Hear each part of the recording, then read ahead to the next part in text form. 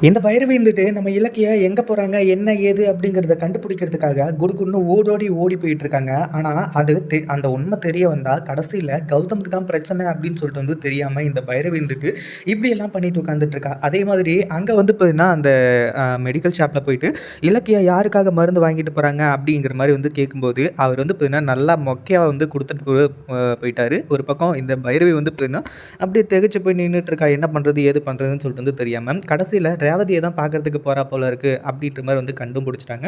இப்போ அடுத்ததா என்னாச்சு அப்படின்னு பார்த்தீங்கன்னா, நம்ம இலக்கியா இருந்துட்டு உஷாராயிடுறாங்க. இந்த பைரவி வந்து பின்னாடி ஃபாலோ பண்ணிட்டு வரத பார்த்து, இத பார்த்த உடனே நம்ம இலக்கியாவுக்கு சரியான அதிர்ச்சி. அதே மாதிரி அ ஆட்டோவ நிறுத்திட்டு கடைசியில வந்து பார்த்தீங்கன்னா இறங்கி வந்து, "என்ன பைரவி மேடம் என்ன ஃபாலோ பண்ணிட்டு எங்கேயோ வந்துட்டுருக்கீங்க போல" அப்படின்ற மாரி வந்து சொல்லும்போது, "இலக்கியா நீ எங்க போறன்னு எனக்கு நல்லா தெரியுது. அந்த ரேவதிய பார்க்கறதுக்காக தானே நீ போற" அப்படிங்கிற மாரி பைரவியும் கேட்க ஆரம்பிச்சுறாங்க. அந்த ஒரு இடத்துல தான் வந்து பார்த்தீங்கன்னா, இப்போ கொஞ்சம் கூட யோசிக்காம கடைசியில வந்து பார்த்தீங்கன்னா, பைரவி இருந்துட்டு அதாவது இலக்கியா வந்து பார்த்தீங்கன்னா, பைரவிய அடி இடின்னு பல்லார்ன்னு வந்து பார்த்தீங்கன்னா அறைய ஆரம்பிச்சாங்க. என்ன பண்றது? ஏது பண்றது? அப்படின்னு சொல்லிட்டு வந்து தெரியாம இந்த இடத்துல இப்போ திருன்னு வந்து முழிச்சுட்டு இருக்கா இந்த பைரவி. அதே மாதிரி இதுக்கப்புறம் என்ன ஃபாலோ பண்ணிட்டு வந்தீங்க அப்படின்னா, அவ்வளோதான் அப்படின்ற மாரி வந்து விரட்டி விடுறாங்க. இந்த வீடியோ